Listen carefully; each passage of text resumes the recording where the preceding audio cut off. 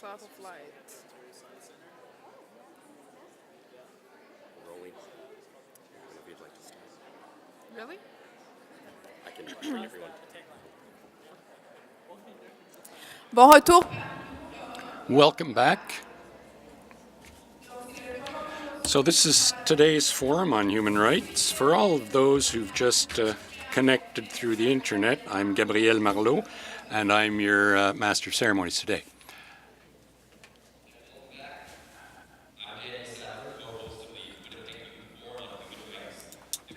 Presentations this afternoon. First, a panel discussion with emerging Canadian youth leaders and activists already representing Canada internationally in a variety of different ways. The second will be a series of reports from the youth workshops earlier this morning, summarizing the main ideas from their discussions. We encourage online participants to feed their reports back to us during the session so we can incorporate them into the discussion as well. Webcast participants can send questions and comments by following these steps. 1. Click the Participate button on the webcast player. 2. Enter your email address. 3. Write your question in the space provided and press Send. Alternatively, you can send feedback following the breakout sessions or Vous pouvez envoyer du feedback via le courriel qui est forum 150 à expériencecanada.ca. J'ai donc le plaisir de vous présenter la sénatrice Mary Lou McPhedran qui va animer la séance de cet après-midi.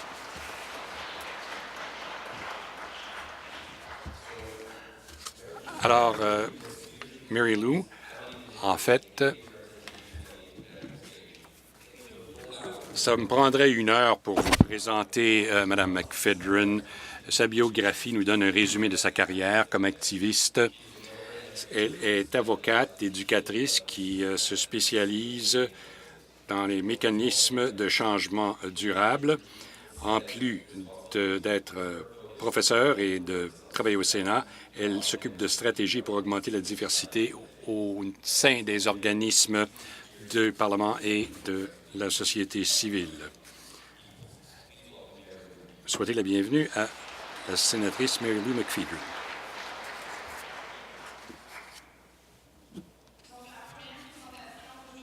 Panel auquel participeront de jeunes leaders et militantes, tous des Canadiens et Canadiennes qui s'impliquent dans leur communauté de différentes façons. Mary Lou McPhedran est née et a grandi dans une région rurale du Manitoba. Elle a été nommée membre de l'Ordre du Canada en 1985 pour avoir mené conjointement la campagne visant à mieux protéger l'égalité entre les hommes et les femmes dans la Constitution canadienne. Le premier ministre Justin Trudeau l'a nommée au Sénat du Canada en 2016. Thank you. Good. Thank you. This is the thing about the bilingual nature. Merci. Voici, c'est la nature bilingue du pays et on s'organise pour tout faire 2 fois. Merci pour cette présentation très aimable. J'étais heureuse plutôt aujourd'hui de voir que nous avons reconnu que nous sommes sur les terres des Premières Nations ici. Si vous ne connaissez pas l'histoire de la construction du musée ici et de son engagement vis-à-vis les aînés autochtones, il faut savoir que ça occupe un terrain sacré, oui, mais ça respecte l'occupation de la terre. Et lisez plus sur l'historique de ce musée. J'aimerais beaucoup remercier Expérience Canada, Deborah Morrison, Deborah Davis et mon ancien étudiant et collègue Jaron Hart d'être ici aujourd'hui. Ça signifie beaucoup pour moi. Et je suis très honoré d'avoir suivi un de mes mentors, c'est-à-dire le docteur Lloyd Axworthy, qui a eu énormément d'influence sur ma compréhension du monde et il m'a invité et encouragé à revenir à ma province natale pour enseigner un cours sur les droits de la personne à un nouveau collège qu'il a fondé à l'Université de Winnipeg. Et c'est le Collège global, Global College, et j'enseigne ici au musée tous les mois d'août. Et nous avons un bon partenariat avec le musée. Je comprends que vous avez eu l'occasion de faire le tour des galeries et j'espère que vous saisirez cette occasion au maximum pour faire le tour du musée avec une visite guidée, mais aussi juste pour faire le tour vous-même. Et je suis honoré qu'on m'ait demandé de faire partie du panel et je suis très heureuse de partager l'avant-scène avec des penseurs si innovateurs comme ceux d'aujourd'hui. Je vous donne une idée de comment nous sommes organisés pour aujourd'hui. Chaque personne va vous parler pendant 8 minutes. Si nous dépassons un peu les temps, mon petit cadran va faire bip bip et ça va nous rappeler qu'il reste 1 minute à faire. Et ensuite, nous y ouvrirons la salle pour les questions-réponses. Nous allons être très respectueux de nos temps parce qu'on ne veut pas empiéter sur votre temps. On veut vous permettre de poser le plus de questions possible. Alors, si je suis un petit peu trop professeur, vous me le pardonnerez, mais j'aimerais bien que l'on suive l'horaire autant que possible. En ouverture, j'aimerais très brièvement présenter mes copanélistes et ensuite, on m'a demandé de vous dire quelques mots sur certaines des choses que j'ai apprises et sur ma vie un peu. Donc, immédiatement à ma gauche, j'ai Hassan Sayed. À côté de Hassan, nous avons Derek Junot et à côté de Derek, nous avons Sadia Rafikoudine. Et au fur et à mesure que je passerai à chaque personne, je vous ferai une petite introduction très brève avant qu'il ne parle. Alors, très rapidement, à mon propos, je suis né et été élevé ici au Manitoba, mais pas à Winnipeg. Je viens d'un environnement rural. J'ai vécu dans une petite ville qui s'appelle Nipawa, mais pas vraiment à l'intérieur de la ville. Et quand les gens me demandent quelles ont été les influences dans ma vie, je me suis rendu compte que ma jeunesse dans un environnement rural, près de la petite ville. Mon père était le vétérinaire et on avait des chevaux. Et beaucoup d'autres animaux que mon père ramenait à la maison. Il ramenait souvent des animaux blessés, etc. Donc, on avait un grand terrain. À l'extérieur de la ville, on avait cette ménagerie d'animaux. Et mes sœurs et moi, il n'y avait pas de garçons dans la famille, mes sœurs et moi, on faisait beaucoup d'équitation. Et moi, comme mère qui a élevé mes fils à New York et à Toronto, je suis étonné par le fait que, à l'âge de 8 ou 9 ans, j'embarquais sur un cheval et j'y allais pour la journée. Personne n'aurait pu nous trouver, même s'il le voulait. Pas de téléphone cellulaire, rien de ça. Et c'est comme ça que j'ai été élevé. Et c'est une expérience que peuvent vivre très, très peu d'enfants. Et j'ai été incroyablement chanceuse de n'avoir pas souffert de blessures ou quoi que ce soit pendant toutes ces aventures à ce jeune âge.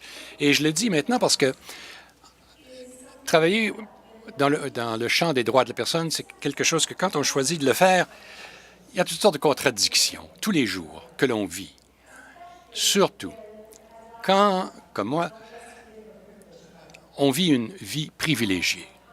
Je viens d'une famille de classe moyenne, un peu élevée. J'ai la peau presque blanche ou blanche.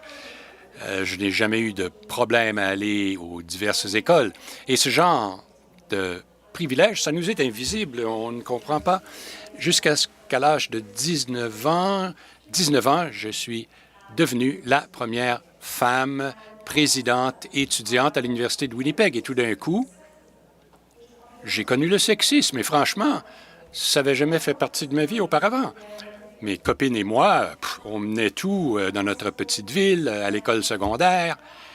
Et le fait que il y avait des actions et des mots qu'on prononçait contre moi parce que j'étais une femelle, ça a été toute une expérience d'apprentissage pour moi. Je suis parti de Winnipeg. Dès la fin de ma présidence, j'ai transféré à l'Université de Toronto et le reste de mes classes, mon bac SR, etc., et l'école de droit, tout ça, ça s'est produit à Toronto. Et pour la grande partie de ma vie adulte, j'ai été absente du Manitoba jusqu'à ce que le Dr. Axworthy crée le Global College et que je suis revenu pour lancer le programme que nous menons là-bas sur les droits de la personne. Donc, pendant ces années, toutes ces années, dans bien des circonstances où je travaillais sur certaines questions des droits de la personne, souvent à voir avec les handicaps, etc., ou l'intersectionnalité sur les droits des femmes. C'est très rare, je n'ai jamais vraiment planifié quoi que ce soit. Alors, ces situations me trouvaient, moi je ne les trouvais pas. Et tous et toutes ont choisi, on travaille à ça. Il y a tellement de choix qu'on peut faire pour faire toutes sortes de choses au niveau des droits de la personne. Et au fur et à mesure qu'on prend de la maturité, on se dit, oui, on veut avoir une famille, on veut avoir des choix dans la vie. Et ça veut dire que ça nous prend un revenu. Et c'est tout un défi de travailler en droit de la personne et de faire un salaire décent. Alors, beaucoup de projets auxquels j'ai travaillé en partant de l'école de droit avant de m'inscrire au barreau, je me suis promis que 30 de mon temps serait toujours consacré au bénévolat. 30 de ce que je faisais dans ma vie, je ne me ferais pas payer. En droit, ça s'appelle pro bono. Ça veut dire pour le bien public. Je ne peux pas dire honnêtement que tout ça, c'était vraiment pour le bien public. Souvent, nos intentions sont pures et bonnes, mais des fois, ça ne produit pas toujours le résultat qu'on voudra parce que les droits de la personne, c'est nos vies quotidiennes, ce qu'on vit au jour le jour. Et ce que je dis à mes étudiantes et étudiants, c'est que c'est bien beau de connaître vos droits. Et au Canada, avec la démocratie constitutionnelle et la Charte des droits et libertés, la plupart d'entre nous, au tout début de notre apprentissage à l'école, on commence à apprendre quels sont nos droits et nos droits de la personne. Mais c'est tout à fait différent d'aller chercher et de réclamer vos droits ou d'aider les gens qui veulent aller réclamer leurs droits. Et encore une fois, c'est tout à fait différent que d'en arriver au point où on peut vivre ces droits. Parce que j'ai réussi à venir ici un petit peu plus tôt et j'ai entendu ce que le docteur Axworthy avait dit et j'ai entendu quelques discussions. Il y en a beaucoup d'entre vous, et je vous ai entendu, soulever ces points. Et comment on fait pour vivre la vie qu'on veut en gardant une partie de sa vie consacrée aux droits de la personne. Bien, la bonne nouvelle que j'ai pour vous, c'est que c'est une grande partie de ce dont on va parler cet après-midi.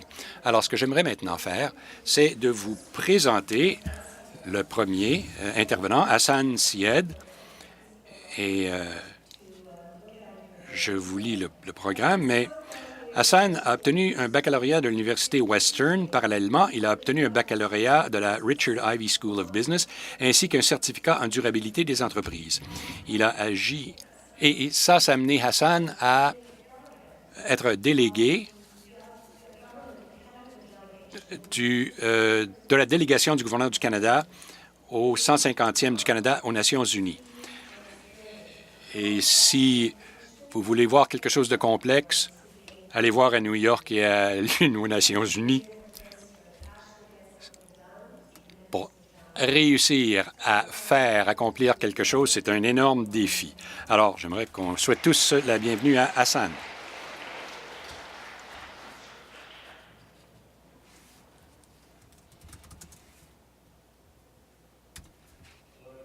Bonjour tout le monde. Ah, voilà. Bon, alors, moi, je suis Hassan Syed et une des raisons pour lesquelles je suis ici, c'est qu'au mois d'octobre dernier, j'ai eu l'occasion d'une vie, de représenter les jeunes Canadiens à la 71e Assemblée à New York pour la jeunesse, où j'étais un représentant de 30 pays qui ont envoyé des délégations jeunesse pendant 3 semaines. J'ai passé du temps à travailler avec les diplomates à New York, à la mission canadienne, à faire le tour du quartier général, à faire des présentations à l'Assemblée générale, à frayer avec les ambassadeurs de partout au pays et rencontrer des ministres, etc., au Parlement. Alors, vous dites, « Wesh, ce gars-là, ah, il est intelligent, il est cool, il est talentueux. » Ben, voici mon histoire. Ça n'a pas toujours été comme ça. Je suis né au Pakistan, j'ai été élevé là-bas. Ma famille a déménagé au Canada quand j'avais 8 ans. Et mon père n'a pas pu trouver de travail au Canada, donc il travaillait à salaire minimum en essayant d'élever une famille de 5 enfants. On vivait dans un petit appartement, une chambre à coucher, pas de vacances, on ne mangeait pas chez McDo, on n'avait même pas de matelas. Alors, mon frère s'est trouvé un emploi au magasin The Brick. Mais ce que j'avais, j'ai eu une inspiration momentanée. Alors, j'étais en 6e année, avec 150 étudiants, 6e année, à mon école publique. On est allé à un centre de retraite à l'extérieur de Toronto. Et on jouait kick la canne. Alors, tu t'installes au milieu du champ, puis il y a tous les autres enfants là qui sont cachés dans la forêt alentour. Et les enfants doivent courir jusqu'au milieu du champ et donner un coup de pied sur la canette jusqu'à ce que quelqu'un prononce son nom. Et moi, j'ai toujours haï perdre au sport. Alors, la fille qui gardait la canette, elle était bonne, hein? Elle a réussi à éliminer à peu près tout le monde. Il restait une quinzaine de nous. J'ai appelé les gars. « Hey, les gars! On planifie quelque chose. » Avant ça, je n'avais jamais rien fait de tel. J'ai jamais essayé d'être un leader ou d'assembler un groupe, mais j'avais décidé de gagner. Alors, j'ai réuni tout le monde et, avec une voix passionnée et un discours motivant, j'ai dit, nous devons travailler ensemble et tout le monde partir à la course en même temps. Ouais, c'est un bon plan, on va essayer ça. Alors, on s'est garoché, 3, 2, 1, partez!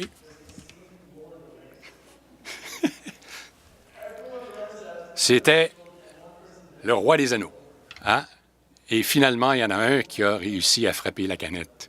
Oups! C'est à ça que ça ressemblait. Alors, c'était le Seigneur des Anneaux. Et tout d'un coup, c'est allumé dans mon cœur. Et je me suis dit, si je parle assez passionnément et assez de conviction, les gens vont m'écouter.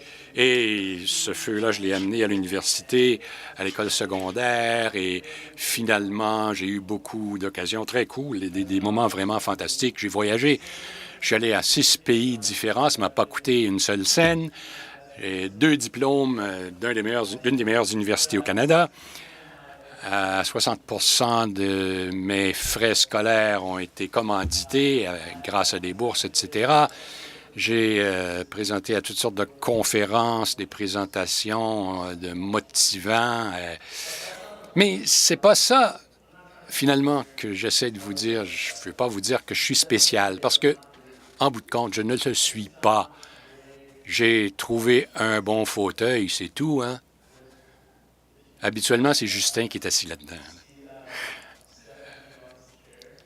Stéphane Dion, là.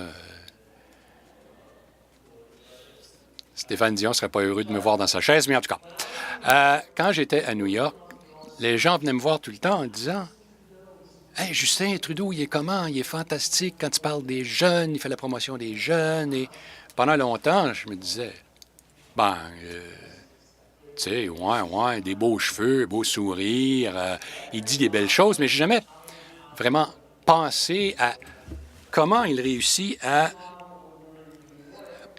promouvoir les jeunes. Même à New York, l'ambassadeur du Canada nous amenait pour luncher.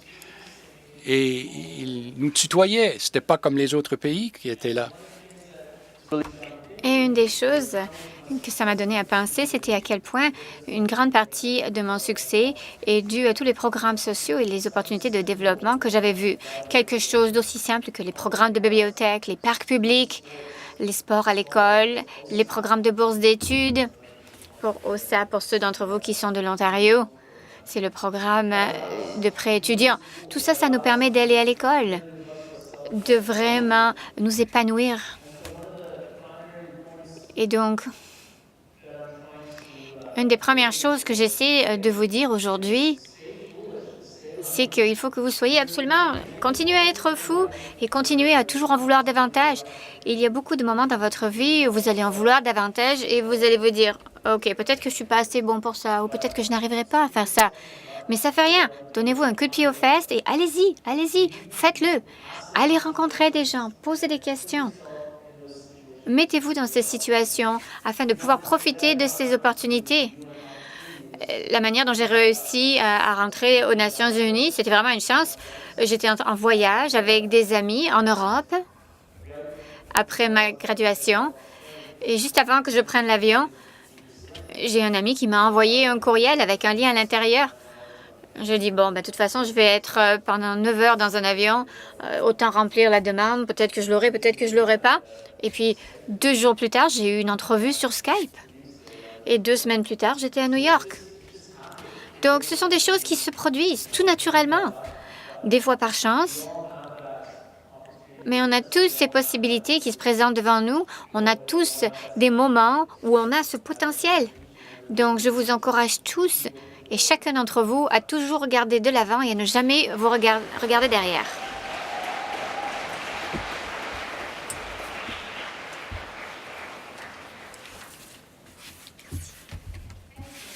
Merci beaucoup.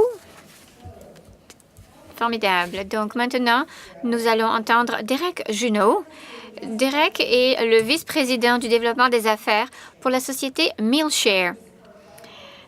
Alors, ça sort de son éducation et de son désir de faire une différence et d'intégrer ça dans sa vie quotidienne.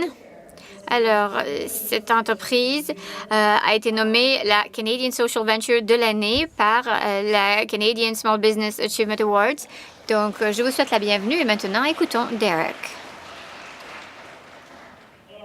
Bonjour à tout le monde. Comment est-ce que vous allez tous? Alors, c'est ça qui va se passer. Je vais vous donner beaucoup d'énergie. Vous allez me donner un petit peu d'énergie. Je vais vous poser des questions. Donc, il faut que vous me rendiez un petit peu d'amour. Alors, comment ça va aujourd'hui? Eh bien, voilà. C'est comme s'il y avait 40 000 personnes ici. Formidable. Alors, comme vous l'avez entendu, je m'appelle Derek Junot et je vais vous parler de 2 choses aujourd'hui. La première chose, c'est quelque chose qui me passionne beaucoup, c'est Mealshare. J'en parle beaucoup. On va parler du mouvement que nous créons et de l'influence, de l'incidence qu'on essaie d'avoir ici au Canada et dans le monde. Et la deuxième chose dont je vais vous parler, c'est notre histoire. C'est une histoire qui explique comment Mealshare a été créé. Alors, qu'est-ce que c'est Mealshare?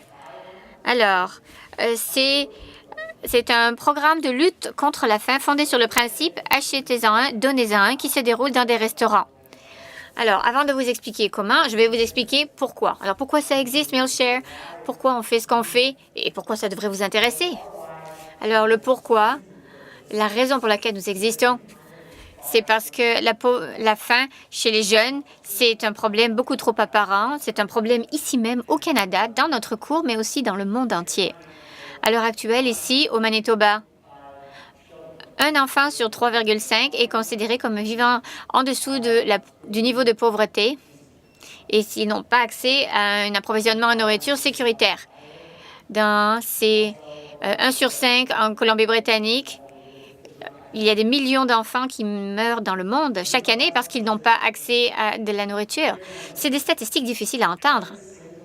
Donc, chaque jour au Canada, il y a 8 millions de personnes qui vont manger à l'extérieur dans des restaurants. Donc, si on essayait de transformer cette expérience d'aller manger au restaurant en une expérience qui permet d'aider les autres, c'est-à-dire si, lorsque vous allez acheter un repas à l'extérieur, vous offriez un repas à un jeune. Ça, c'est le genre de monde dans lequel moi, je veux vivre. Et c'est notre rêve à Mealshare. Un jour, nous voulons pouvoir nous asseoir dans notre fauteuil. En tout cas, on espère que ce sera des fauteuils flottants à ce moment-là. Quand on sera vieux, on voudrait parler à nos petits-enfants et leur expliquer que quand on était jeune, la faim, c'était un problème énorme. Et on veut que ça devienne quelque chose d'inimaginable pour nos petits-enfants. Donc, on veut vraiment que Mealshare fasse partie de la solution pour essayer d'éliminer la faim, un repas à la fois. Alors, maintenant, le quoi et comment ça fonctionne? Alors, comment ça fonctionne? C'est une très bonne question. Alors, ça fonctionne parce qu'on établit des partenariats avec des restaurants au Canada. Ils mettent un petit logo à côté de certains de leurs articles sur le menu. Donc, si vous, le client, vous allez voir un des restaurants qui sont partenaires. Alors, il y a par exemple Original Joe et vous allez commander un de ces repas qui est prévu, Mealshare. Vous allez voir votre repas normal, mais vous allez également fournir un repas à un jeune qui a faim. Il n'y a aucune action supplémentaire pour vous, aucun coût supplémentaire pour vous. Vous achetez un repas et vous achetez un repas gratuit également. Voilà. Vous vous demandez, mais comment ces repas sont-ils donnés aux enfants qui en ont besoin? Très, très bonne question, mais vous êtes tous intelligents ici. Nous travaillons avec des partenaires de bienfaisance locaux et nous avons également un partenaire national qui s'appelle Save the Children. Donc, on travaille seulement avec les organisations qui vraiment utilisent des repas comme étant une poignée de main. Ce sont les choses qui permettent vraiment de démarrer les choses, c'est-à-dire qui encouragent les jeunes à l'éducation ou qui exposent les familles à des programmes qui pourraient changer leur vie, des organisations avec lesquelles on veut vraiment travailler. Alors, où est-ce qu'on en est aujourd'hui? Encore une très bonne question. Mealshare, c'est dans 8 villes. Nous avons un très grand nombre de restaurants. On espère en avoir 350 d'ici le mois de juin. On essaie de voir si on peut aller aux États-Unis. Il y a vraiment beaucoup de choses qui sont excitantes qui se passent, mais ce qui nous intéresse le plus, c'est qu'on a pu fournir plus de 1,3 million de repas à des jeunes. Juste parce que des gens comme vous commandent un repas au restaurant et que vous êtes conscient de votre choix. Chaque fois que vous utilisez votre carte de crédit ou bien à chaque fois que vous payez de l'argent, eh bien, vous êtes en train de voter avec votre portefeuille. Et ça, c'est très, très important. Donc ça, c'est Mealshare. C'est comme ça que ça fonctionne. Alors maintenant, je veux que vous entendiez l'histoire derrière Mealshare. Alors l'histoire, c'est ça. C'est 2 jeunes enfants. Ça, ce sont les 2 fondateurs, Jamie. Ce sont 2 amis, Jamie et son ami. Ils sont en fait cousins, c'est eux les fondateurs. Alors, Jeremy et Andrew, ils sont à l'université, après l'école secondaire. Jeremy est devenu un comptable, malheureusement pour lui. J'adore les comptables. Andrew est devenu un conseiller. Ils travaillent pour des organisations formidables tous les 2. Et vu de l'extérieur, vous penseriez que tout va très bien pour eux. Mais comme on le sait tous, les apparences, ça peut nous décevoir. En fait, Andrew et Jeremy, après 1 an chacun dans leur travail, ils étaient vraiment très, très malheureux, même s'ils avaient des bons emplois, beaucoup d'argent, et ils avaient ce plan pour leur vie qui était vraiment sécuritaire et ils avançaient. Mais ils ont tous les 2 réalisé que si on continue sur cette trajectoire, si on continue sur ce parcours, on va consacrer notre vie à rendre des riches compagnies encore plus riches. Et franchement, c'est pas ça qui nous passionne. Donc, ils se sont rendus compte qu'ils n'alignaient pas leurs valeurs avec ce qu'ils faisaient comme effort. Donc, ils sont toujours en train d'échanger des idées parce que ce sont des entrepreneurs typiques. Et il y a une idée qui ne les quittait pas, c'était celle d'ouvrir un restaurant eux-mêmes, un restaurant dans lequel, à chaque fois que quelqu'un commandait un repas, eh bien, ça commanderait automatiquement un repas pour un jeune qui en a besoin. Je peux vous dire que l'industrie de la restauration, c'est très difficile de faire des percées. Mais en tout cas, ça, c'était la première fois qu'on a inventé Mealshare. À cette époque-là, j'étais au Cambodge en train d'enseigner l'anglais dans un orphelinat. Et moi aussi, je voulais faire quelque chose. Je veux dire que je suis dyslexique, alors j'aurais vraiment pas dû enseigner l'anglais. C'était pas une bonne idée. Mais je me suis bien amusée. Mais je voyais la pauvreté à un niveau qui était tellement difficile. C'était très difficile à voir. Je ne savais pas quoi faire. Je ne savais pas comment rendre, comment redonner. Je ne savais pas quoi faire. Et heureusement, c'est à cette époque, j'étais en train d'appeler mes amis et je parlais avec Andrew sur Skype. Et il m'a lancé cette idée qui était si simple, mais qui aurait eu tellement d'incidence. Franchement, moi, ça m'a ébloui et c'était Mealshare. Donc, je suis rentrée chez moi de son voyage et on a commencé Mealshare. Et ça, c'était il y a 4 ans. Alors, pourquoi je vous dis ça? Je vous dis ça pour 2 raisons. La première chose, c'est que je veux que vous sachiez qu'il n'y a pas de type de personnalité pour avoir des répercussions dans le monde. Ça peut être soit des entrepreneurs comme mes 2 amis ou alors quelqu'un comme moi. Ça n'a pas d'importance. Tout le monde peut le faire. Tout ce dont vous avez besoin, c'est ce dont Hassan parlait. Vous devez vous mettre dans ces positions ou peut-être vous aurez de la chance. Alors, qu'est-ce que je veux dire par là? Je crois que la chance est quelque chose de réel. Je ne pense pas que vraiment on peut obtenir cette chance, à moins qu'on se mette dans une position où on peut justement avoir ces opportunités. Si vous êtes constamment à la maison à lire, à regarder Netflix et à manger des donuts, ça va être vraiment difficile d'avoir toutes ces opportunités. Mais si vous êtes dans la communauté, vous faites du bénévolat, vous participez aux efforts communautaires, comme l'a dit Hassan, c'est là que la magie se produit. Et la dernière chose, je crois que les gens entendent notre histoire et ils disent « Oh, OK, vous pouvez faire ça, vous avez bien réussi, vous avez des bonnes répercussions et tout ça. Mais peut-être que vous êtes super, super intelligent, peut-être que vous venez de familles qui ont beaucoup d'argent, ou vous avez beaucoup de connexions. » Je peux vous dire que ça n'est pas du tout la réalité. Je peux vous assurer que tous les deux, là, ils sont pas intelligents du tout, hein. Ne leur dites pas que j'ai dit ça, par contre. Mais sérieusement, moi, je suis dyslexique. J'arrivais pas à lire jusqu'à la 6e année.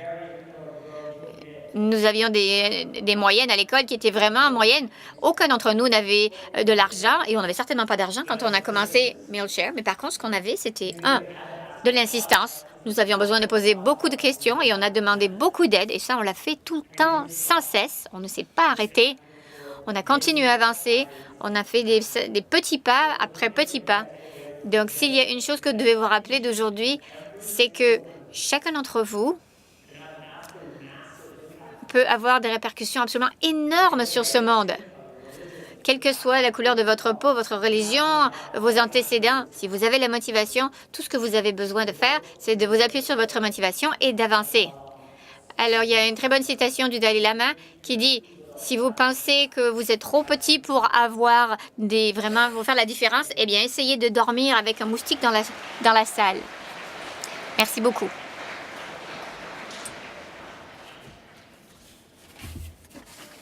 Merci beaucoup, Derek. Alors maintenant, notre dernière présentatrice, avant qu'on passe à la discussion, c'est Sadia, excusez-moi. Sadia, je m'excuse, je savais que c'était votre nom. Alors, Sadia est une journaliste à la pige, ainsi qu'une photographe et écrivaine. Et une grande partie de son travail, c'est de lever des questions difficiles à des grandes audiences, souvent quand les gens ne s'y attendent pas nécessairement, mais ils apprennent beaucoup d'elle. Elle a été reconnue par les Canadiennes les plus influentes du réseau des femmes exécutives, ainsi que par le Toronto Star et le Globe and Mail qui ont remarqué son travail. Donc, je vous prie d'accueillir maintenant Sadia.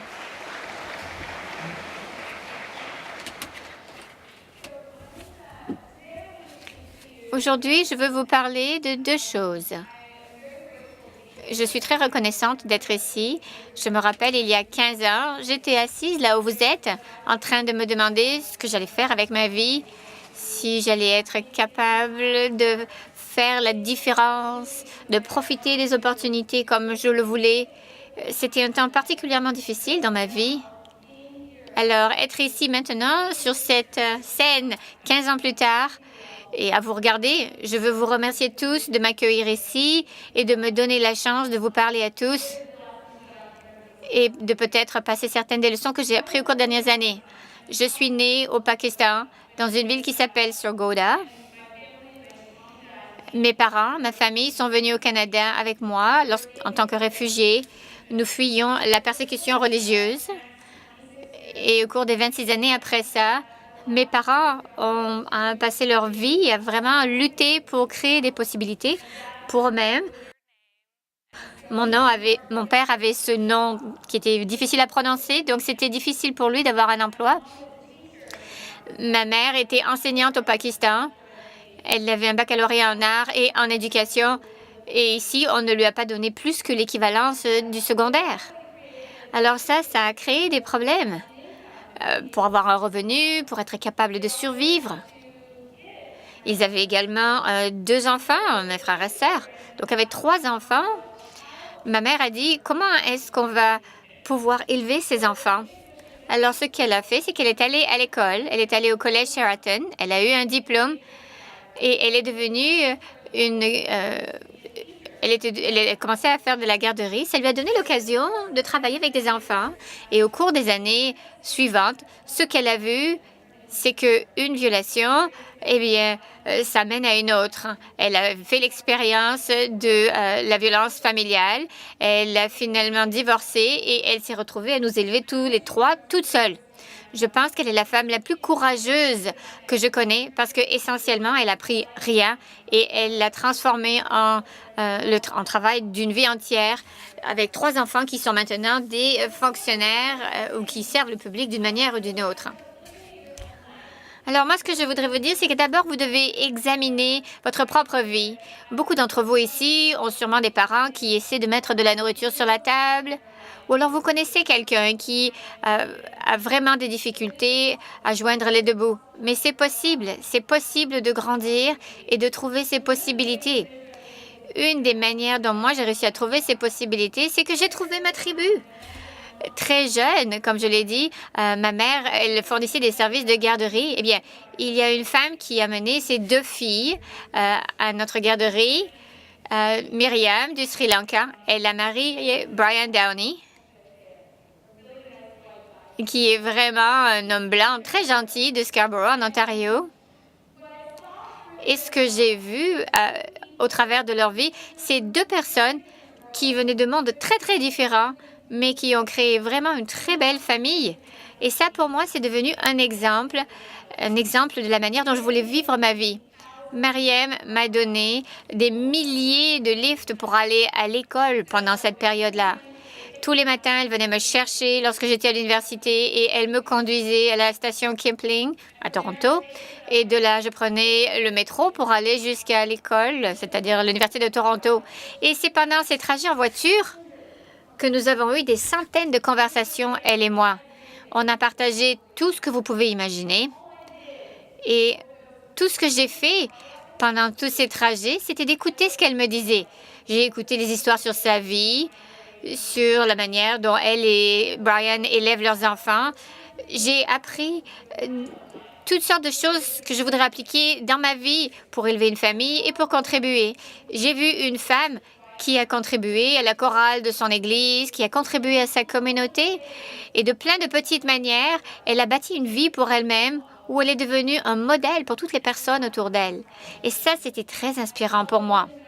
J'ai vu des femmes dans ma communauté qui, par toutes les petites choses qu'elles faisaient, arrivaient à créer quelque chose de vraiment énorme.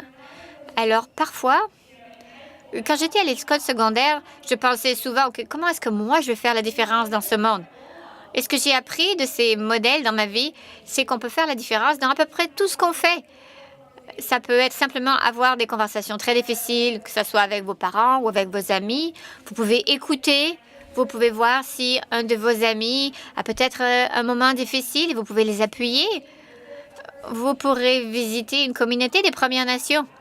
Combien d'entre nous ont pu visiter une communauté des Premières Nations pour vraiment écouter les histoires?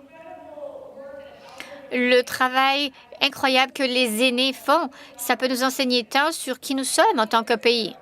Il y a 2 ans, j'ai eu cette possibilité extraordinaire de rencontrer une aînée. Elle s'appelle Elizabeth Pedashwe et elle est une aînée de Innu, du Labrador. Et lorsqu'elle nous parlait, elle me racontait cette marche qu'elle faisait dans les montagnes du Labrador chaque année. Pour elle, c'était l'occasion d'amener ses petits-enfants et d'autres enfants de la communauté jusqu'à la terre, là où elle est née, parce que c'est là qu'elle est née. Et alors qu'elle me parlait de tout ça, j'essayais d'imaginer ce que ça pourrait être de me joindre à elle, d'apprendre des leçons qu'elle pourrait m'enseigner. Alors, 2 mois plus tard, je l'ai appelée et j'ai dit, « Elisabeth, est-ce que je peux venir avec toi? » Et alors, je l'ai rejointe pendant 3 semaines. On a fait 250 km dans les montagnes. Et pendant ces 3 semaines, j'ai écouté. J'ai écouté ses histoires qui racontaient lorsqu'elle a été enlevée de la terre, lorsqu'elle a raconté qu'elle a été expulsée de sa terre natale. Et j'ai réalisé que ça m'a rappelé ma propre expérience où j'ai été chassée du Pakistan et je suis venue au Canada. Pas parce qu'on voulait venir au Canada, mais parce qu'on a dû venir au Canada.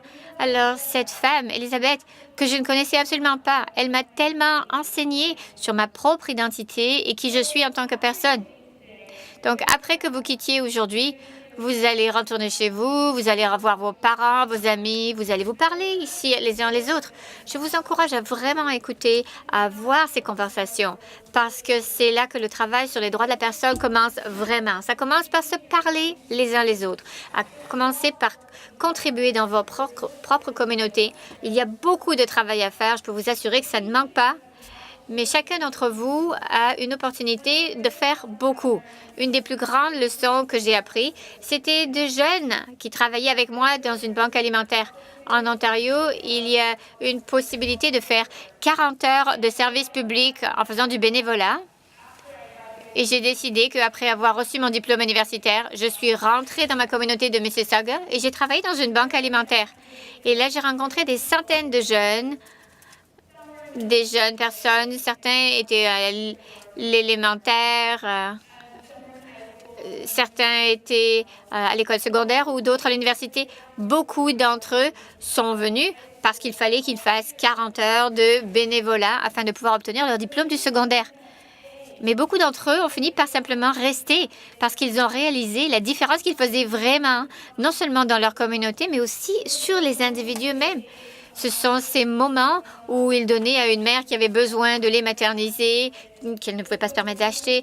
Ces moments où un jeune homme venait, qui avait une éducation, qui pensait avoir tout fait de bien, mais qui ne pouvait absolument pas trouver un emploi et il n'arrivait pas à joindre les deux bouts de la chandelle. Alors, voir ces jeunes et voir comment ils ont fini par rester à cause de la communication, à cause de la relation qu'ils ont établie avec leur communauté, c'est ça qui m'a encouragée. Donc moi, je vous encourage à regarder dans votre propre cours, à écouter et à avoir ces conversations. Parce que ce sont là les moments qui vont ouvrir ces opportunités. Et allez trouver vos mentors. Il y en a plein et c'est eux qui veulent vous aider. Merci.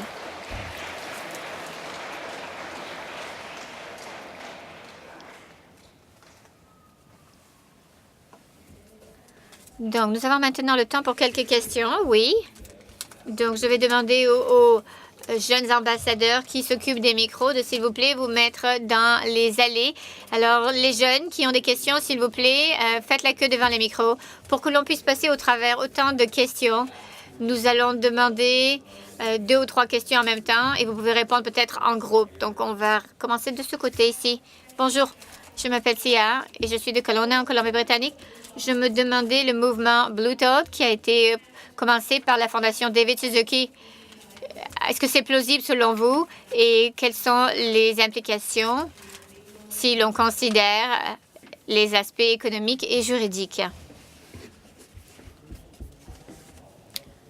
Honnêtement, je ne connais pas le mouvement Blue Dot. Je ne sais pas.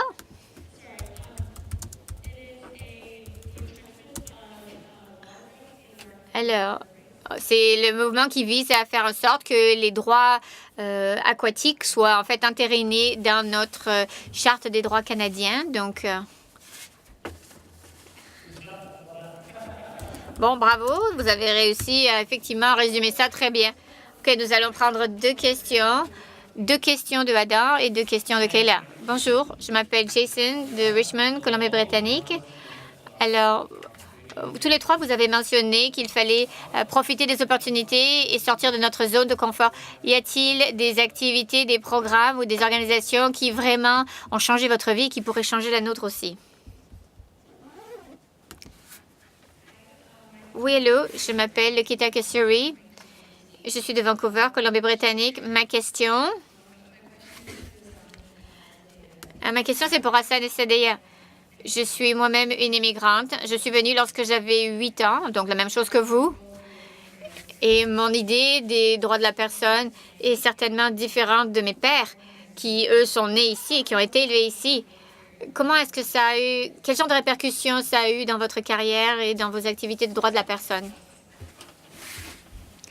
Alors ça, c'est une question spécifique.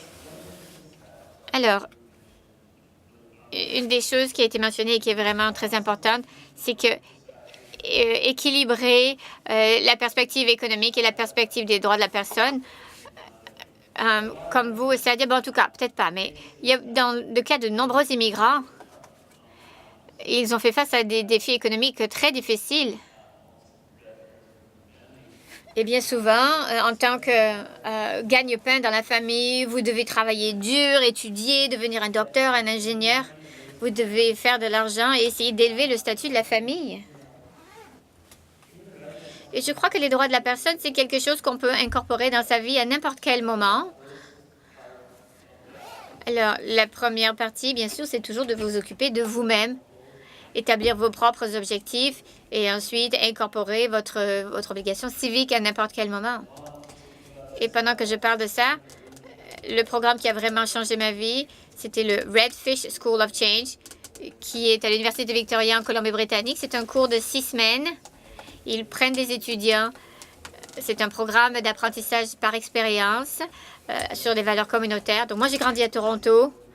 J'étais un citadin et soudainement, dans ma première année universitaire, j'étais en train de faire des expéditions dans les forêts, les vallées, les rivières pendant 6 semaines. Ça m'a vraiment mis en dehors de ma zone de confort. Ça m'a exposé à l'environnement et ça m'a révélé un environnement dans lequel je veux vraiment passer ma vie. Peut-être qu'on pourrait demander à Sadia et à Derek aussi de nous donner quelques suggestions. Je connais un très bon programme qui s'appelle Students on Ice. Ça, c'est quelque chose que vous pouvez examiner. Moi, ce qui a fait une grande différence dans ma vie, c'était au début de ma vingtaine. Ça s'appelait Actu Canada. Et l'autre, celui dont le Jeanne Sauvé Fellowship, qui est de Montréal. Alors, le programme Jeanne Sauvé permet à 12 à 13 personnes de vivre ensemble dans une maison. Pouvez-vous imaginer 12 personnes habitant dans une maison? Les conversations, c'était tellement incroyable. Je veux dire, on ne pouvait même pas finir le petit déjeuner sans avoir des super conversations sur la manière de changer le monde. Pour moi, ça a été une magnifique opportunité. À la fin du secondaire, au début de l'université, je vous dirais qu'il y a Students on Ice. Si vous allez au collège ou à l'université ou dans n'importe quel programme d'apprentissage, je vous encourage à peut-être penser à voyager et à habiter à l'étranger. Il y a beaucoup de possibilités qui vous permettent d'établir des liens avec des écoles dans d'autres pays. J'ai déménagé en Australie pour faire ma maîtrise sur les droits de la personne. Et ça a été une année incroyable. J'ai suivi un groupe de rock aborigène au milieu du désert pendant 2 semaines. Et je peux vous dire, c'est vraiment incroyable de voir la douleur de ces politiques exclusionnaires et de devoir leur parler de ce que ça fait dans leur vie. Alors, allez-y, prenez le risque, trouvez ces possibilités. Et il y a des tas de sites web où vous pouvez trouver beaucoup de ces renseignements. Excellente question, c'est vraiment formidable. Moi, j'ai fait des voyages humanitaires quand j'étais jeune qui ont complètement changé ma vision du monde. Et ça m'a vraiment poussé à devenir quelqu'un qui veut être au service des autres. J'ai commencé à voyager. Encore une fois, ça m'a beaucoup changé, tous ces voyages. Mais il faut faire du bénévolat. Faites du bénévolat. Il y a une très bonne organisation dont je fais partie qui s'appelle SHAD, S-H-A-D. Ce que ça fait, c'est un camp d'été. Moi, je vais à Dalhousie. Excellent.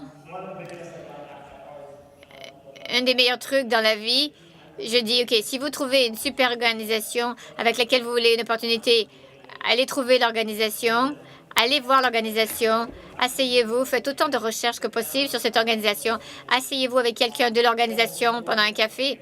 Ils vont toujours s'asseoir avec vous parce que vous êtes étudiant, vous avez un pouvoir magique. Et essayez de figurer ce pourquoi ils ont besoin d'aide. Et vous pouvez leur dire, OK, je vais venir travailler gratuitement pour vous pendant 2 mois, je peux faire ça, ça, ça, ça. Ça veut dire qu'ils vont pouvoir se reposer sur vous. Donc ça, c'est le genre d'initiative que vous devez prendre. Juste un commentaire général qui s'applique aux réponses précédentes, sans recommander un programme en particulier, mais c'est une stratégie qui est très importante, mais tout à fait réalisable. Si vous voulez être connecté avec un individu ou une organisation parce que vous croyez qu'il y a un alignement entre ce que vous faites et entre ce qu'ils font et ce que vous voudriez faire. Et vous pensez que non seulement vous pourriez apprendre d'eux, mais vous pourriez contribuer à leur travail. Exactement la stratégie que Derek vient de parler. Eh bien, n'attendez pas que quelqu'un vienne vous chercher. N'attendez pas que l'offre vienne à vous. N'essayez pas de répondre à leur approbation avant même de faire cette première étape. Prenez le risque. Recherchez cette possibilité. Offrez ce que vous voulez faire. Et lorsque les gens qui sont très occupés, qui font du travail intéressant, rencontrent d'autres personnes, en particulier des jeunes, qui justement se mettent en vitrine et qui disent « je veux travailler avec vous parce que, et voilà ce que je peux amener », eh bien, vous créez cette atmosphère de confiance dès le début. On sait qu'on peut s'appuyer sur vous. On sait qu'on peut travailler avec vous. On sait qu'on peut trouver des manières de travailler ensemble, de s'épanouir ensemble. Alors, s'il vous plaît, n'hésitez pas. Mais aussi, ne vous attendez pas à ce que quelqu'un prenne soin de vous. C'est à vous de figurer les introductions. Qu'est-ce que vous pouvez donner? Qu'est-ce que vous voulez? Et ensuite, allez-y. Nous avons une question en ligne maintenant. La question qui est posée, c'est les présentateurs ont parlé de se mettre en position de pouvoir profiter de la chance ou d'opportunité. Alors, c'est quoi les premières étapes pour se mettre dans une position pareille? Peut-être que chaque présentateur pourrait donner une étape. Moi, je vous dirais, travaillez vraiment fort et établissez des liens avec les gens. Nous avons déjà mentionné ça, mais je peux vous assurer que c'est très important de toujours aller chercher des connexions avec les gens. Si je n'avais pas connecté avec Elizabeth Banashaway et si je n'avais pas bâti cette atmosphère de confiance avec elle et ensuite continuer à bâtir sur cette confiance, la confiance n'est pas quelque chose qui s'acquiert en une journée. Il faut continuellement le bâtir. Il n'y aurait aucune manière que j'aurais pu faire un voyage à pied, une randonnée de 3 semaines au travers des montagnes du Labrador. Il faut profiter de ces occasions. Alors vraiment, profitez-en. Établissez des liens avec les gens. Et pas seulement pour en retirer quelque chose pour vous, mais aussi parce que vous pouvez contribuer. La relation, c'est basé sur la confiance et ce sont des rues à 2 sens. Ça ne peut pas aller dans un seul sens. Ce que j'ai découvert, c'est que lorsque les gens, en général, ils essaient de trouver des possibilités, ils vont essayer de trouver ces possibilités, mais allez-y parce que vous pouvez aussi contribuer et vous le savez. Vous amenez aussi votre histoire, tout comme une autre personne vous amène leur histoire. Alors, trouvez les opportunités, bâtissez la confiance avec l'organisation ou la personne et ensuite poursuivez vos rêves parce que c'est tout à fait possible. Très rapidement, 2 choses. Lisez le livre « How to make friends and influence people ». C'est un excellent livre, même si le titre ne l'est pas. Le contenu est vraiment super et vous allez vraiment en retirer des notions importantes. Et vous allez commencer à être un excellent réseauteur. Et ce que je veux dire par là, c'est mettre l'accent sur ce que Sadia dit, c'est-à-dire que les relations, c'est des rues à 2 sens. Il faut que vous soyez sincère, il faut que vous soyez vous. Et vous allez voir, tout le monde dans le monde est un ami potentiel. Juste pour continuer sur ce qui vient d'être dit, pour être bon en termes de réseautage, alors tout d'abord, il faut savoir poser des très bonnes questions afin que les gens s'ouvrent à vous. Et deuxièmement, il faut avoir des connaissances sur un aspect particulier que vous pourriez contribuer à la conversation. Et malheureusement, c'est à moi que revient la tâche très peu populaire de dire que nous n'avons plus le temps. Donc, avant que l'on dise au revoir à nos présentateurs, je vais demander aux jeunes qui voyagent avec le projet Canada 150 et moi de venir remercier les présentateurs qui nous ont parlé aujourd'hui. Alors, pendant que notre nouveau panel monte sur la scène, j'aimerais inviter en général tout le monde dans l'auditoire. Comme vous le savez peut-être, je suis relativement nouvelle comme sénatrice. Je suis une indépendante et quand le premier ministre m'a demandé quelles seraient mes priorités en me présentant au Sénat, ce serait de amener le Sénat vers vous et la jeunesse vers le Sénat, réunir les deux. Alors, si vous songez à faire un petit voyage à Ottawa et venir voir où est le siège du gouvernement, dites-le à mon bureau. Nous organiserons les choses pour vous rendre la tâche facile et nous serons très heureux d'en faire la meilleure visite à Ottawa qu'il n'est possible de le faire.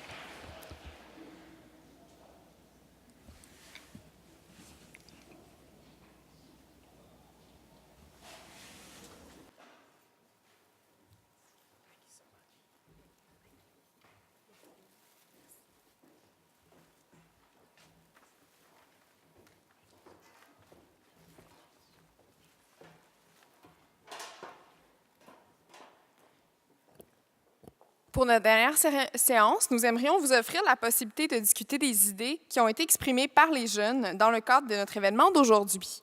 Lors de chaque atelier, une personne a été choisie pour être le ou la porte-parole de son groupe. Nous invitons ces personnes à monter sur scène. So at this time, we'd like to invite the youth selected in their workshops to speak on behalf of their groups to come forward to the stage so we can share. Donc, nous aimerions inviter les gens à monter sur scène, les représentants des groupes, pour venir nous instruire ce qui s'est passé. Alors, s'il vous plaît, montez sur scène.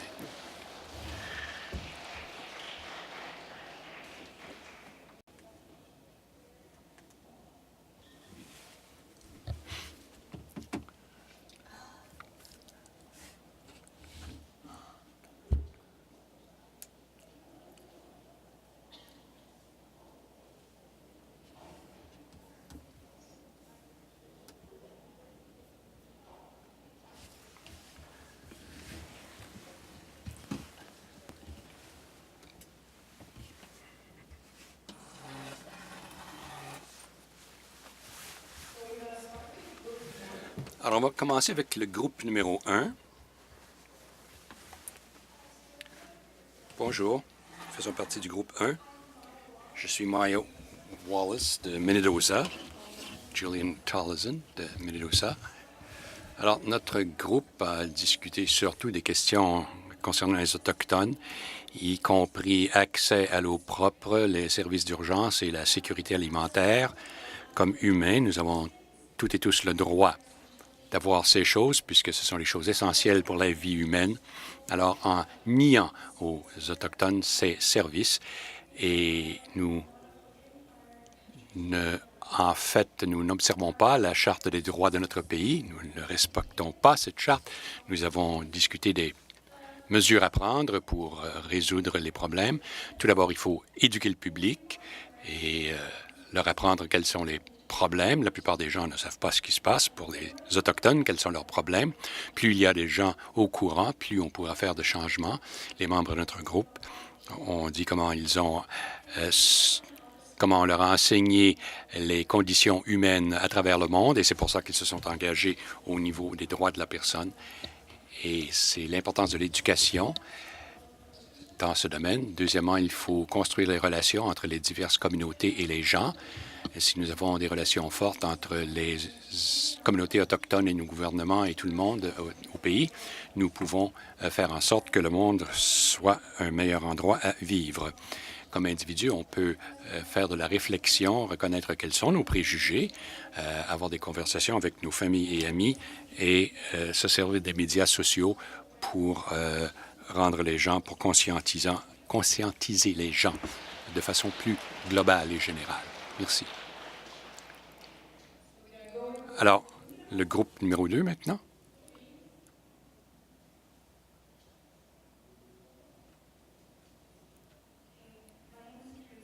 Je suis Teresa Becker, je suis de Swan River, Manitoba.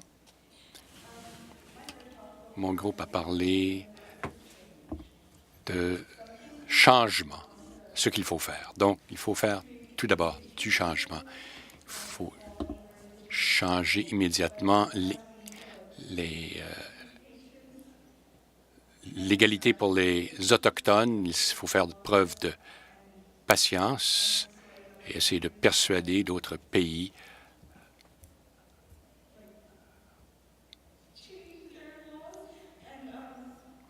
pour qu'ils changent leurs lois au niveau de l'égalité des gens.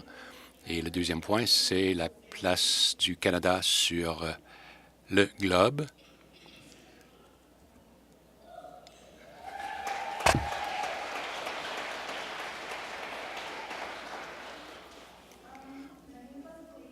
Beaucoup d'entre nous croyons que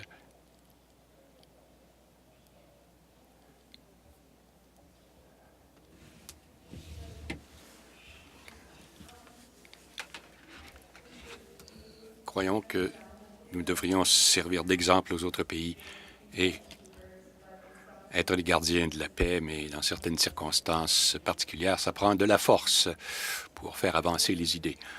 Troisièmement, c'est la violence. On parlait Quand est-ce que la violence est justifiée dépendant d'une situation et du sérieux de l'incident? La violence n'est jamais justifiée lorsqu'il y a un déséquilibre de pouvoir. Les États ne devraient pas se servir de violence pour réprimer leurs propres citoyens.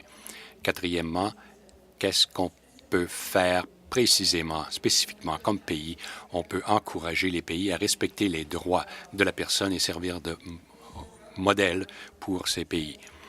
On peut se servir de notre expérience commerciale pour les encourager à changer. Comme jeunes Canadiens, nous pouvons éduquer les gens sur les droits de la personne dans les autres pays et ce qui se passe ailleurs pour savoir ce qui se passe et à quoi les gens ont droit.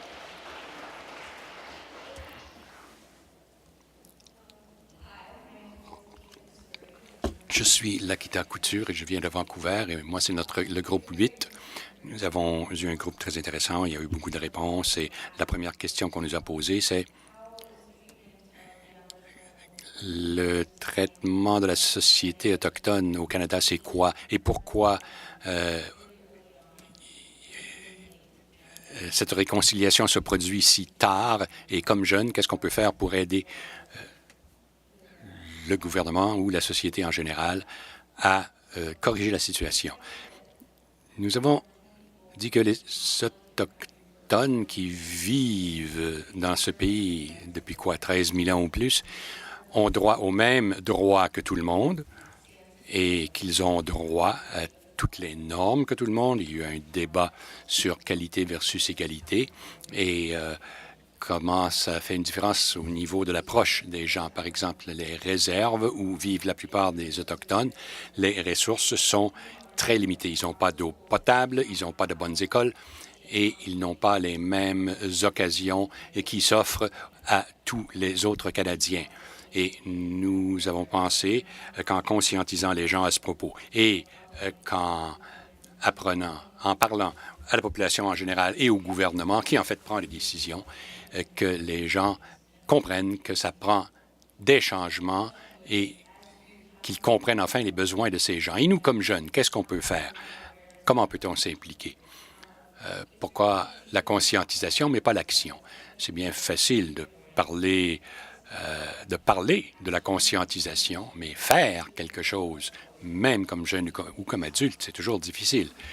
Comme jeunes, nous avons la responsabilité de faire plus qu'une chose dans la vie. Je veux dire, il y a l'éducation, les activités, les amis, etc. Mais être militant et militante et prendre le temps de faire quelque chose, ça prend beaucoup plus de temps qu'on le pense. Alors, nous nous sommes dit que peut-être un petit pas à la fois, là, et faire le plus qu'on peut pour travailler avec les gouvernements locaux, les politiciens locaux ou même les militants locaux qui font partie de ces organismes depuis peut-être plus longtemps qu'on le pense. Troisième question. Le résumé de notre conversation, finalement, ça a été qu'il y a beaucoup d'injustices dans ces communautés autochtones et qu'il faut reconnaître cela. C'est plus facile à dire qu'à faire, mais ça prend du changement et ça prend du changement qui peut être actionné par la jeunesse. La jeunesse est importante. Nous avons le temps de faire les choses. Si on nous donne les ressources nécessaires, nous ferons le travail et nous le ferons beaucoup mieux qu'on ne l'aurait jamais cru.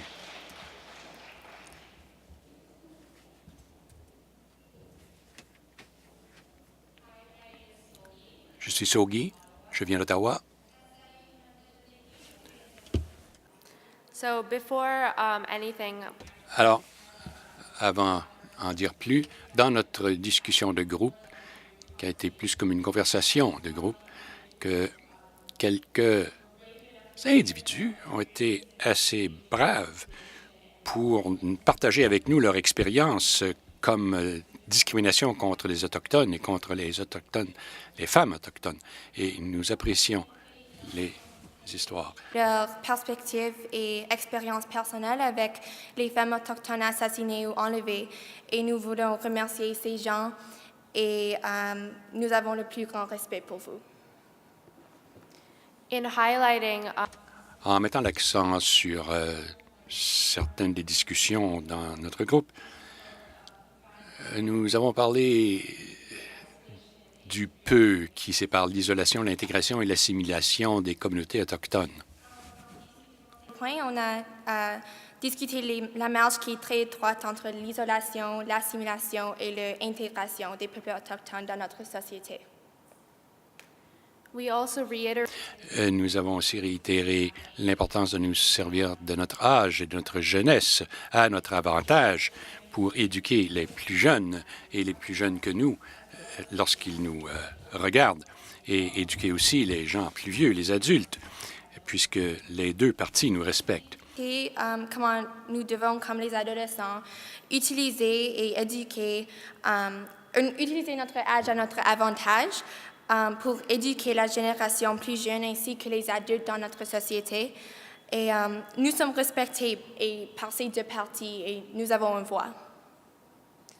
we would like to also reinstate On voudrait aussi répéter que la relation entre la société canadienne en général et le gouvernement fédéral du Canada et les communautés autochtones au Canada,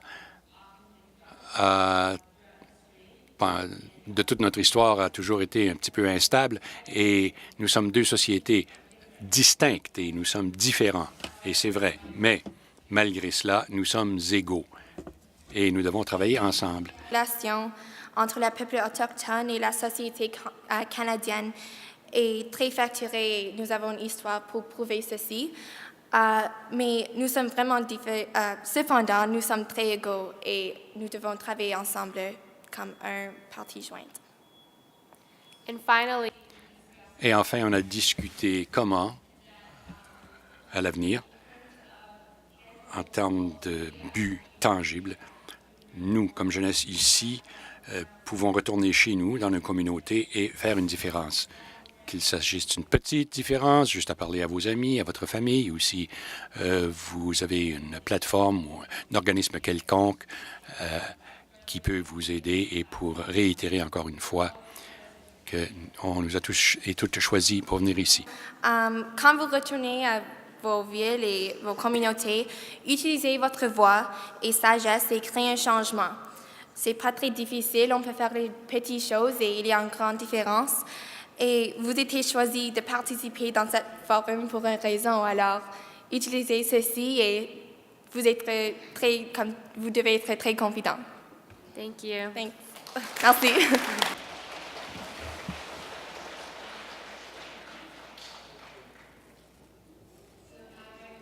Bonjour, je suis Chudnit. Je suis Serenity. Et nous sommes en 9e année du Collegiate McDonald. Et une des choses dont on a discuté, c'est que le financement pour les écoles autochtones devrait être le même pour le reste de la société. L'éducation est très importante, comme pour avoir du travail. Les gens comptent sur une bonne éducation. Alors, comment est-ce qu'on peut faire respecter nos droits de la personne sans brimer nos religions? Alors, si nous voyons quelque chose qui est une violation des droits de la personne, nous devons agir. Et s'il s'agit d'une question religieuse, il faut dire qu'on ne peut pas opprimer les religions. Nous avons aussi des bénévoles qui devraient faire le tour de nos écoles pour apprendre quelles sont les violations des droits de la personne et des droits de la personne des Autochtones. Et ce sont des jeunes et leurs droits ne sont pas respectés, et les jeunes ne le savent pas parce qu'ils ne connaissent pas quels sont leurs droits. Aussi, il faut conscientiser les gens à propos des violations des droits de la personne, pas seulement au Canada, mais partout au monde. Il y a des violations des droits de la personne au Canada, comme par ailleurs. Je veux dire, il y a des femmes autochtones qui disparaissent et qui se font tuer. Nous sommes un bon modèle, mais en fait, nous ne sommes pas parfaits. Personne n'est parfait. Alors, il faut y travailler. Et aussi, le Canada devrait réagir de façon positive lorsqu'il y a une crise. Il ne faut pas attendre que les crises se précipitent. Le Canada a arrêté de commercer avec la Corée du Nord pour enfin lui faire comprendre ce qu'il faut faire. Alors, le Canada devrait réagir positivement avant qu'il ne soit trop tard. Merci beaucoup.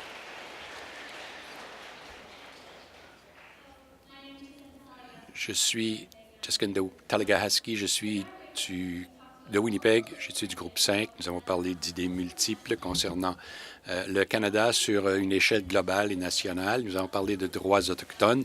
Beaucoup de gens disaient qu'ils veulent entendre beaucoup plus de diverses questions, pas seulement autochtones, mais globales et nationales. Et ils veulent voir ça aux nouvelles, à la télé et dans les journaux, parce qu'il y a beaucoup de crises qui ne sont pas couvertes dans les nouvelles. Nous sommes aussi d'accord pour dire que sur les réserves, c'est pas drôle. Les écoles sur les réserves obtiennent 30 de moins de financement que les écoles ailleurs au Canada. Ces écoles autochtones sur les réserves n'ont pas suffisamment de livres, de matériel scolaire. Il y a toutes sortes de stéréotypes qui entourent la communauté autochtone aussi. Ça limite peut-être les gens dans ce qu'ils peuvent faire pour combattre la pauvreté sur les réserves ou pour aller chercher des renseignements sur les femmes indigènes manquantes et assassinées. Donc, il faudrait donner aux Canadiens plus d'outils pour pouvoir participer. Une question aussi importante, c'est de s'assurer que les Autochtones ont une voix. Sans eux, c'est pas intéressant. Et parce qu'ils s'ils n'ont pas une voix, ils ne s'impliqueront pas. S'ils ne sont pas impliqués, bien, écoutez, ça ne marchera pas. Et ce sont eux qui savent ce dont ils ont besoin. Vous ne pensez pas? Une autre question, c'est est-ce que les droits de la personne, ça peut être quelque chose d'universel? Bien, évidemment que oui.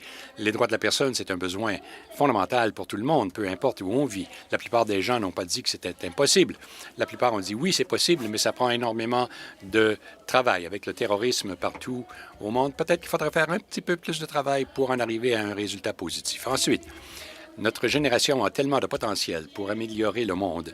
Notre génération a tant d'esprit ouvert et brillant. Il y a beaucoup de gens qui disent « Nous sommes la génération qui va changer le monde ». Mais écoutez, c'est ce qui nous motive à travailler encore plus fort. Et je ne dis pas qu'il faut faire des choses gigantesques. Il faut faire des choses au niveau de votre famille, de vos amis, de votre école, de votre communauté, d'avoir des discussions locales. Ces choses-là comptent. Alors, nous croyons que notre génération a une énorme chance de faire un énorme changement au monde et dans notre pays. Alors, soyons sérieux. Et nous avons la possibilité de changer les choses ici. D'autres pays nous observent et si nous réussissons, bien, peut-être qu'ils vont nous suivre. Merci. Je suis Myriam Lesaury de Winnipeg. J'étais dans le groupe 7 et pendant notre séance, nous avons discuté comment est-ce que, comme Canadiens, il faut regarder dans notre cour arrière et nettoyer les choses chez nous avant de nettoyer nos communautés et le monde. Nous avons aussi convenu que nous parlons beaucoup, mais nous agissons peu.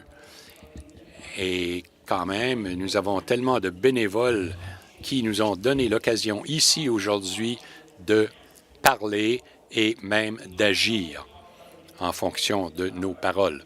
Nous avons parlé des barrières auxquelles font face nos communautés autochtones et comment, en fait, ça se compare ou ça ne se compare pas aux pays du tiers-monde et comment est-ce qu'on devrait étudier ces deux choses ensemble pour aider les gens, peu importe où ils sont, qu'ils soient à 15 km de chez nous ou à 1500 km de chez nous. Canada 150, ça nous donne l'occasion de faire des petits pas, même en talons hauts. Merci.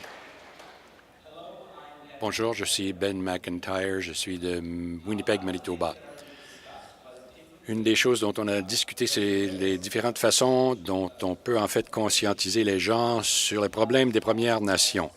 Ces problèmes, en fait, sont pertinents sur les réserves, surtout. Certains problèmes comme pas d'eau potable ou mauvais soins de la santé ou l'épidémie de suicide. On a décidé qu'il nous faut trouver de nouvelles façons de distribuer les fonds et comment il nous faut conscientiser les gens à propos de certaines de ces questions qui n'ont peut-être pas attiré l'attention des médias, autant qu'ils le devraient.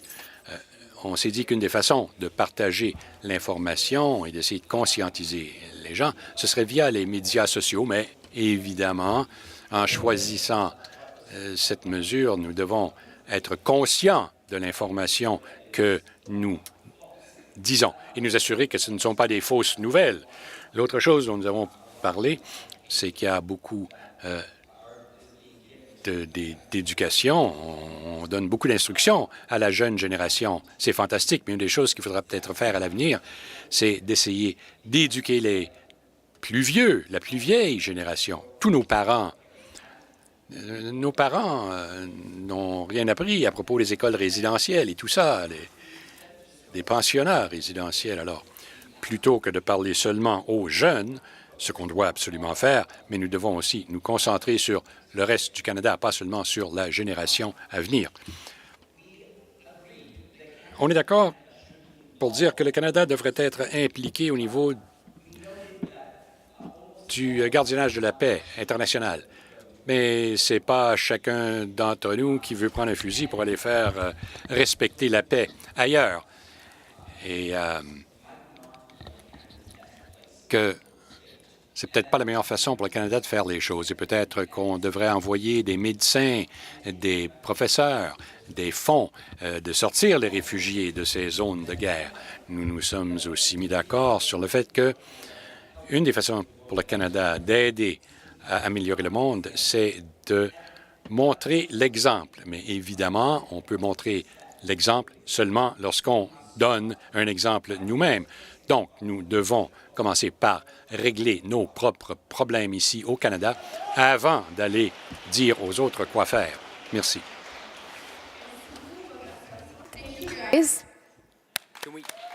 Merci.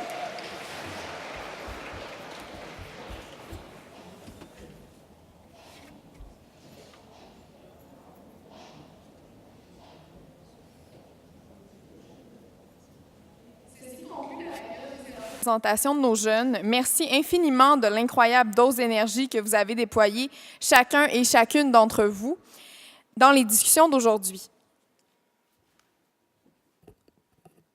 Let's give our sponsors, TD Bank Group, the McCain Foundation, Great West Life, WestJet, the Winnipeg Foundation, the Government of Manitoba, and Experiences Canada, one last huge round of applause.